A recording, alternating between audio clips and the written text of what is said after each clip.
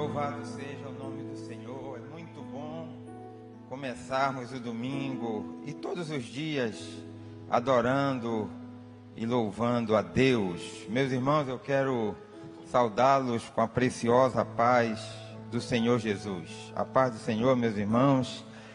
E eu convido a todos para, por favor, abrirem suas Bíblias no segundo livro de Samuel, que é o livro que estamos estudando, no capítulo 12. Capítulo 12 do segundo livro de Samuel. Hoje nós estaremos refletindo nos capítulos 11 e 12.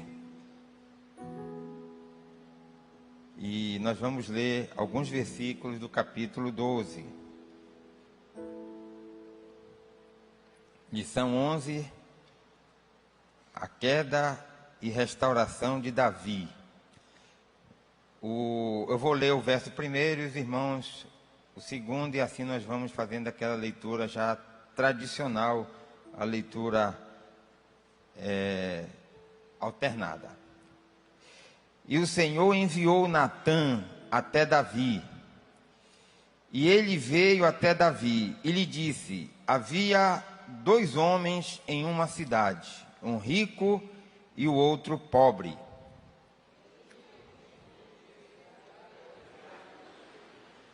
Mas o homem pobre não tinha nada, salvo uma pequena cordeira, a qual ele havia comprado e criado.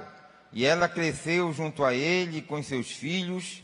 Ela comia da sua própria carne e bebia da sua própria taça. E se deitava no seu peito, e era para ele como filha.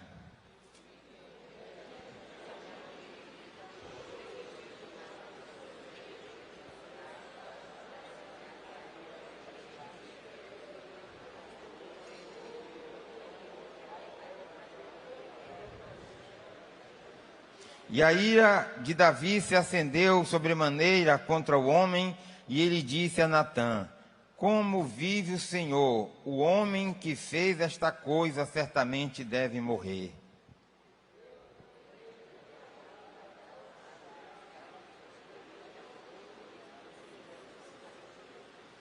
E Natã disse a Davi: tu és o homem. Assim diz o Senhor Deus de Israel: eu te ungi rei sobre Israel, e eu te livrei da mão de Saul.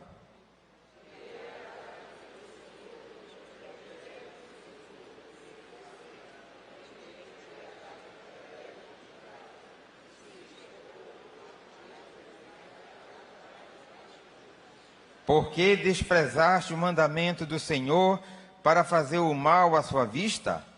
Tu mataste Urias, o heteu, com a espada, e tomaste a sua esposa para ser tua esposa, e o mataste com a espada dos filhos de Amon.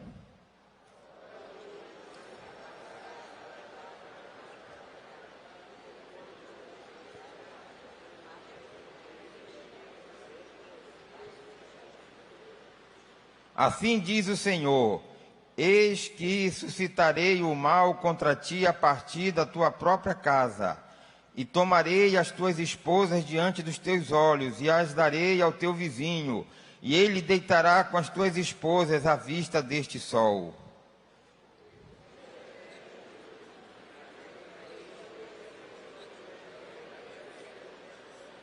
E Davi disse a Natã: pequei contra o Senhor. Aqui é o nosso texto áureo. E Davi disse a Natã: pequei contra o Senhor.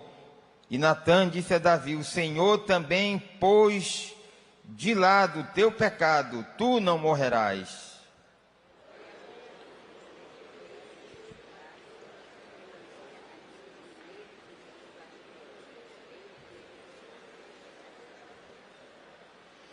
Louvado seja o nome do Senhor. Meus irmãos, podem sentar. É muito bom tê-los aqui nesta manhã, para juntos, mais uma vez, estudarmos e, sobretudo, pedirmos ao Espírito Santo para que nos dê graça para aplicarmos aquilo que temos aprendido aqui nas nossas vidas. Caso contrário, a nossa presença aqui seria uma presença em vão. Meus irmãos, nós vamos dar continuidade ao estudo do segundo livro de Samuel, e é importante registrar algo, que o segundo livro de Samuel não é um livro desconexo do primeiro. Na verdade, é uma extensão que obedece a uma ordem cronológica dos fatos. Então, na verdade, os dois livros de Samuel, primeiro e segundo Samuel, poderiam ser perfeitamente um único livro, com 55 capítulos. Mas essa classificação em primeiro e segundo Samuel, ela é bastante didática. Por quê? Quando houve essa classificação, tornando o livro de Samuel 2 livros, isso permite com mais facilidade que o leitor da Bíblia faça uma analogia, uma comparação entre o reinado dos 2 primeiros reis de Israel, que governaram 80 anos a nação de Israel, cada um 40 anos. Saul, o primeiro rei, e Davi, o segundo rei. O primeiro livro de Samuel trata exatamente do reinado de Saul. E o segundo livro de Samuel que estamos estudando fala do reinado de Davi. E aí fica evidente a diferença, ou as diferenças entre eles. Saul foi um rei fracassado, mas é bom que se diga que Saul era o tipo do rei, que tinha tudo para dar certo, mas deu errado. E o final da vida dele foi um final trágico. Ele tirou a sua própria vida, motivado sobretudo por um forte sentimento de orgulho que tomou conta do seu coração desde o momento em que ele vai se tornar rei em Israel. Já Davi, ao contrário de Saul, foi um rei vitorioso. Apesar de suas imperfeições, e a gente vai falar um pouco sobre isto nesta manhã, mas Davi, ele foi um rei que ficou notabilizado, registrado não somente nos anais da história, mas nas Sagradas Escrituras, como o maior rei da história de Israel. E a Bíblia vai além quando diz que Davi foi um homem segundo o coração de Deus.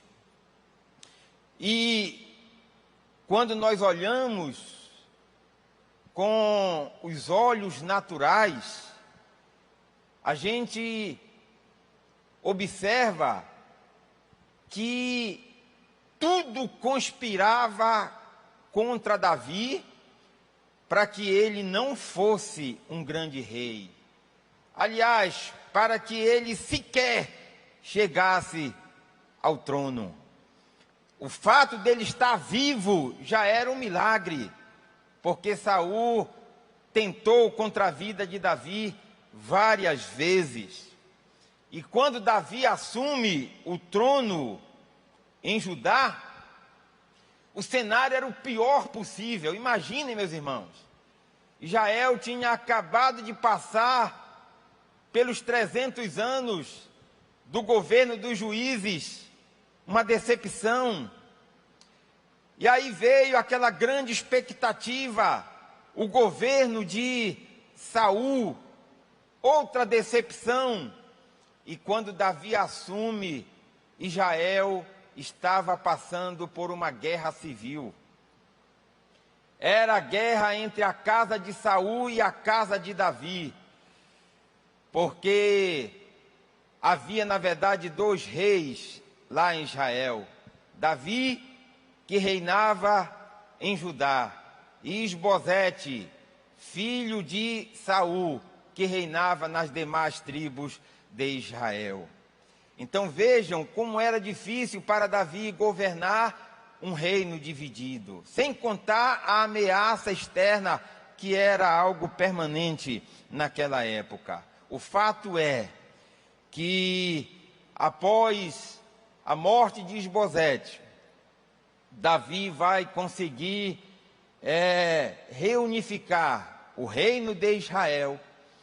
E Davi, a primeira coisa que ele faz, para nós entendermos um pouquinho o coração daquele homem, a primeira coisa que Davi faz, ele transfere a capital do reino de Israel, de Hebrom, para Jerusalém, que passa a ser conhecida como a cidade de Davi. E não somente isso, Davi, ele leva a Arca da Aliança, o grande símbolo que representava a presença de Deus no meio do povo, para a cidade de Jerusalém.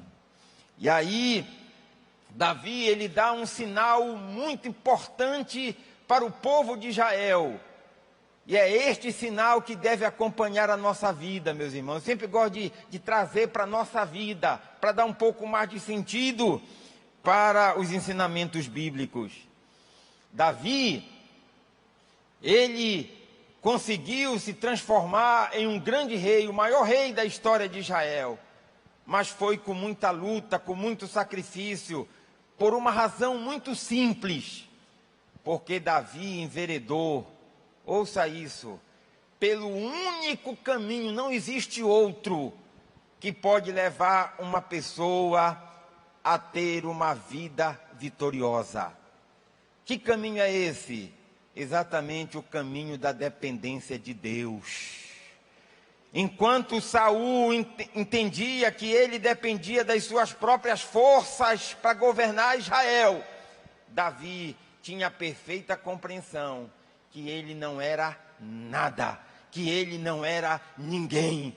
Se a presença de Deus saísse da sua vida, ele estaria definitivamente destruído. Um homem que aprendeu a viver na dependência de Deus. E aí, você pode pensar, mas pastor, viver na dependência de Deus, mas a lição de hoje fala da queda e da restauração de Davi. Mas, meus irmãos, viver na dependência de Deus não significa ter momentos de fracassos e derrotas.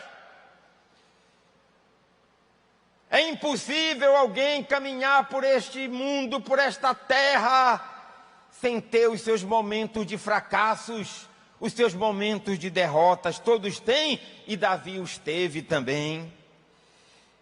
Esses momentos acontecem. Agora, a Bíblia diz assim: onde abundou o pecado, superabundou a graça, bendito seja o nome do Senhor. Esses momentos acontecem na vida de qualquer pessoa. Quedas, fracassos, derrotas. Mas o mais importante é que o Senhor, Ele nos recebe como nós somos, mas Ele não nos deixa como estamos. Louvado seja o nome do Senhor. No entanto, a dependência de Deus leva a algo maior do que a queda. Quando alguém depende de Deus e cai, não fica no chão, porque a dependência de Deus faz a pessoa entender que ela depende da presença, da misericórdia, da graça, e isso faz com que ela vá até o arrependimento, e o arrependimento leva à restauração. Foi exatamente isso que aconteceu com Davi. Vejam que o título da lição não termina com a queda. Não é restauração e queda, e sim queda e restauração. A queda pode vir, mas depois a restauração chega na vida de quem realmente serve a Deus, na vida de quem realmente vive na dependência do Senhor. E foi isso que aconteceu com Davi. A lição, ela fala da queda e decadência de Davi. E aí, meus irmãos, eu gostaria de extrair pelo menos 3 lições para a nossa vida nesta manhã, a partir dessa lição. A primeira lição, que eu vou falar por mim, e eu penso que os irmãos vão estender para as suas vidas. Eu preciso entender que eu sou um ser humano, apesar de ser crente, de servir a Deus.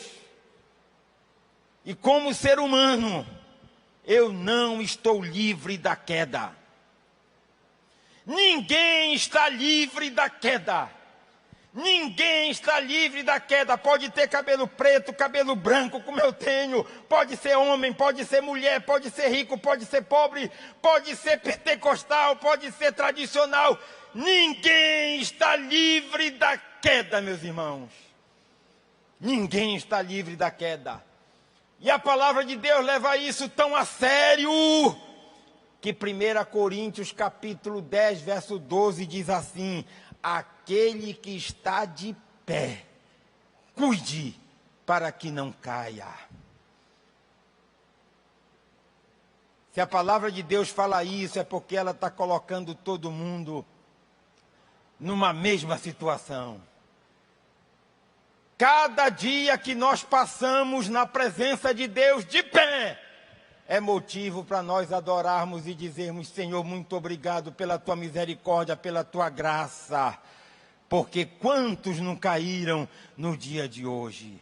É a primeira coisa que nós precisamos entender antes de fazermos qualquer tipo de crítica em relação a uma pessoa que de repente tropeçou. Ninguém está isento da queda, livre da queda. A segunda lição, meus irmãos: o pecado não é um inimigo vencido, e sim um inimigo adormecido. E aí tem diferença.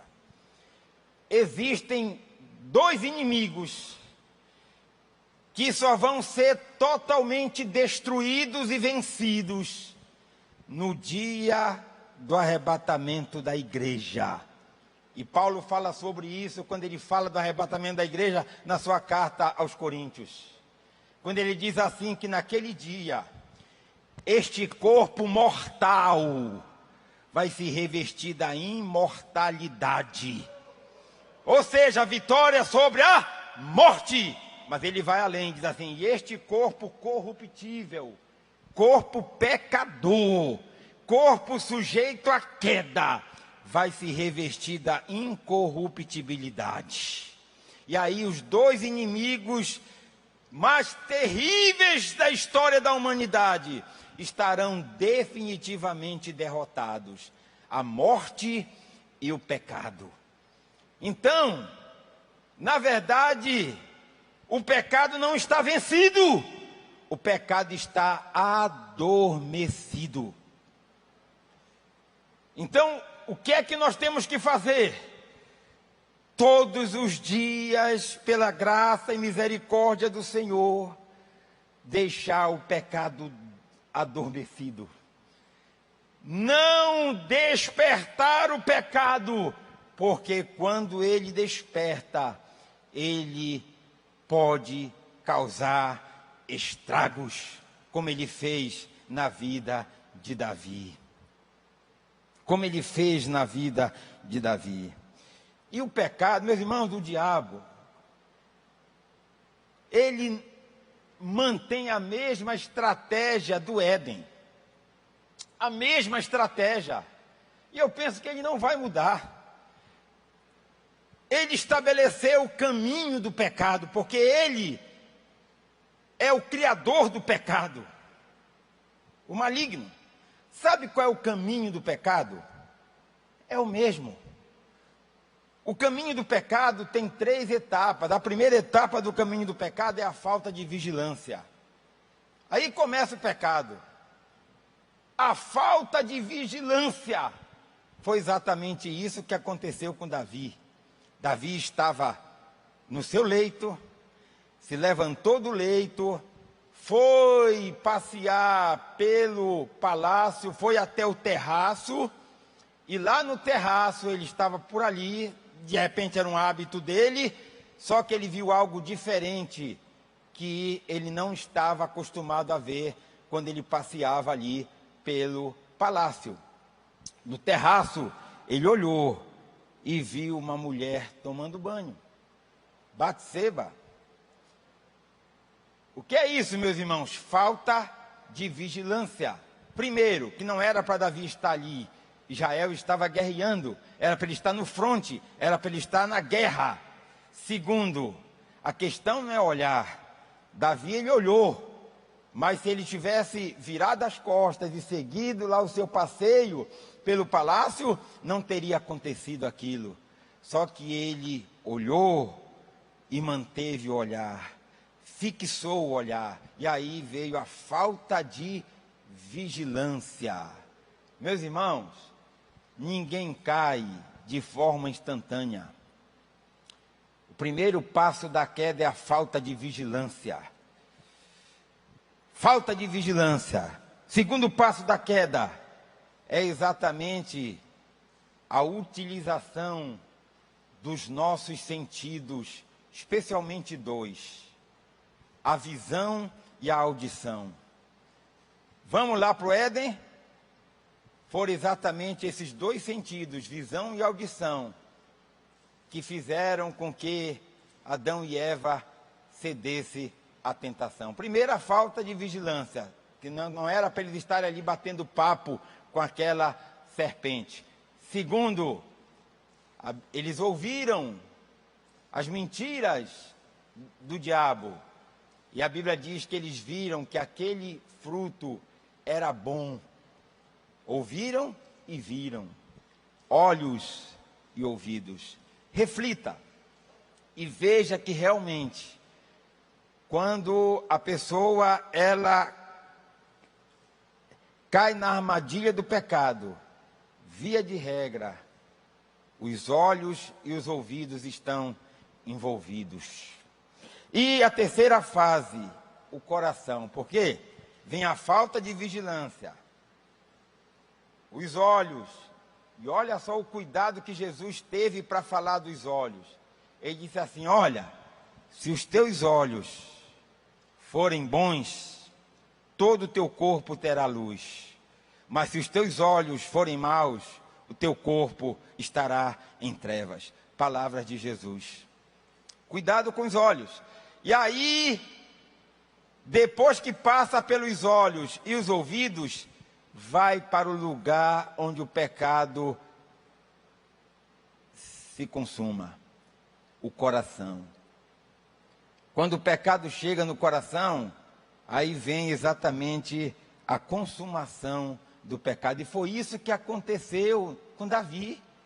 Não vigiou os olhos e acabou resultando na consumação do pecado. Mas, meus irmãos, os irmãos conhecem bem o resto da história. Os 2 se relacionaram, Davi e Batseba, nasceu uma criança e Davi, ele ainda vai além. Além do adultério, ele ainda vai cometer um assassinato, porque ele chama Urias, o esposo de Batseba, que servia ao exército de Israel, escreve uma carta para Joabe, que era o comandante do exército de Israel que estava lá no fronte. E olha só, meu Deus do céu, Davi escreve a carta e entrega a carta para Urias. Urias leva a carta para Joabe e ele sequer imaginava que ele estava levando a carta de sua morte. Porque o que era que dizia naquela carta ali, escrita por Davi para Joabe, o comandante, e quem levou a carta foi Urias, que Joabe deveria colocar Urias no fronte da guerra, com todas as letras, para que ele fosse ferido e morto.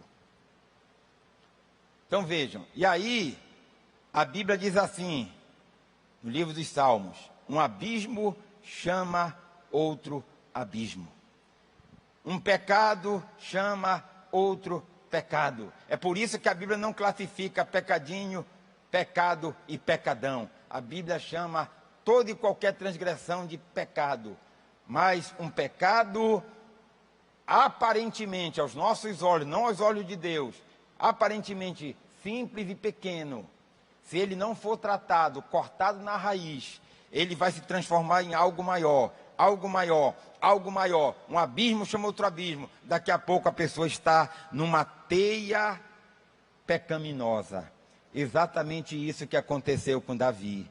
Começou com um desejo, um olhar, e aí veio adultério, veio assassinato, veio um monte de coisa. E o tempo passou. O tempo passou. E Davi estava convivendo com aquilo, achando natural, achando normal. Mas tem algo importante, meus irmãos. Tempo não perdoa pecado. Davi pensava que tempo perdoava pecado.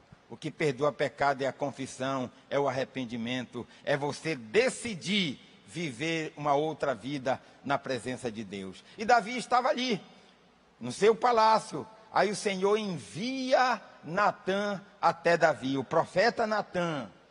Imagine a missão de Natã. O que é que eu vou falar para esse rei? Como é que eu vou... Ele pode mandar me matar. Que ele tem o poder de tirar a vida de quem ele quiser. Ele pode me matar se eu afrontá-lo. Mas Davi, ele vai ali receber Natã. E Natã, com uma sabedoria divina, meus irmãos, divina, ele aborda o rei com uma história. Uma história. Que Deus maravilhoso é esse nosso. Uma história dizendo assim: rei, numa cidade havia dois homens. Um homem rico e um homem pobre. E aqui Deus começou a chamar a atenção de Davi. O homem rico tinha muitas ovelhas e gado. O homem pobre não tinha nada. Tinha apenas uma pequena cordeira, uma cordeirinha, um animal de estimação que ele havia comprado e levado para dentro da sua casa. E ele criou como se fosse uma filha. Aquela cordeira comia, bebia de tudo que aquela família comia e bebia. E um dia chegou um viajante na casa do homem rico. E aí, em vez dele pegar de um dos seus animais, não faria falta, ele vai buscar exatamente a pequena cordeira do homem pobre, sacrifica e dá de alimento para aquele viajante. Meus irmãos, Davi, que tinha um senso de justiça aguçado, quando ele ouve aquilo, ele diz assim: esse homem tem que morrer. Eu acho que Davi levantou até do trono nessa hora. Esse homem tem que morrer. Mudou até de cor, ficou vermelho. Aí Natã, me dá graça, Senhor. Diz assim: esse homem és tu. Certamente, meus irmãos, Natã, quando ele disse este homem és tu, não foi simplesmente acusando Davi, porque ele estava ali em nome do Senhor. Ele estava dizendo: olha Davi. Aí o Senhor começou a usar Natã. O Senhor vai desnudar o pecado de Davi. Mas quando o Senhor faz isso, não é para nos envergonhar, não é para nos humilhar, não é para acabar com a gente. Quando o Senhor faz isso, é para nos restaurar. Louvado seja Deus! Só tinha esse jeito para Davi ser restaurado, não tinha outro. Ele ser confrontado, o seu pecado ser desnudado, exposto. E aí, quando Davi ouve a palavra do Senhor, ele se humilha, ele pede perdão, reconhece o seu pecado, e naquela hora, o que era queda se transforma em restauração. Bendito seja o nome do Senhor. Fique de pé nesta hora, meu querido irmão, que nós vamos orar. Oh, aleluia, louvado seja Deus. Meus irmãos, ao contrário de Saul, Davi não terminou os seus dias caído. Saul terminou os seus dias caído e morto. Mas Davi terminou os seus dias restaurado na presença de Deus. Por que restaurado? Porque Davi era um homem que vivia na dependência do Senhor. Eu não sei como você chegou aqui nesta manhã. Se você de repente tropeçou, caiu. E você deve ter imaginado, vou para a igreja para ouvir esta palavra, mas ela vai realmente ter uma palavra que vai tratar da minha situação, porque eu caí. Da mesma forma como o Senhor se compadeceu de Davi, enviou Natã para com muita sabedoria expor o seu pecado, para que houvesse restauração. O Senhor te trouxe aqui nesta manhã, porque Ele te ama, para te dizer o seguinte: meu filho, minha filha, o teu lugar não é no chão, o teu lugar não é a queda, a tua situação não é essa, aconteceu, mas levanta-te, caminha, eu estou contigo. Você nasceu para ser um vencedor, você nasceu para herdar o céu, bendito seja Deus, não para viver no chão. Sabe, meus irmãos, para terminar, Eclesiastes 7:8 diz assim: melhor é o fim das coisas do que o começo delas. Eu gosto muito desse versículo, porque o ideal, o bom, é começar bem e terminar bem. Mas é difícil. Quantos de nós não começamos mal? Ruim é quando alguém começa bem e termina mal, como foi o caso de Saul. Porque as pessoas não vão lembrar da gente pelo nosso começo. Nós vamos ser lembrados sempre, estando aqui na terra ou depois de mortos. Nós vamos ser lembrados sempre, não pelo nosso começo. Nós vamos ser lembrados de como terminamos a nossa vida. É assim que nós vamos ser lembrados. E Davi começou bem, teve a sua queda, mas não ficou no chão. Ele terminou bem. Então, maior do que a queda é a misericórdia. Maior do que a queda é a graça. Maior do que a queda é o nosso Deus. Louvado seja o nome do Senhor. Eu te louvo, Deus.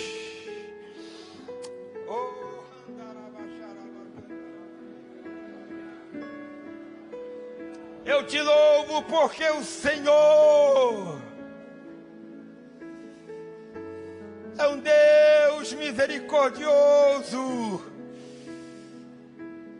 cuja graça, quando alcança a vida de uma pessoa, leva essa pessoa para um patamar de entender que a sua vida só vai ser vitoriosa se ela viver na dependência do Senhor.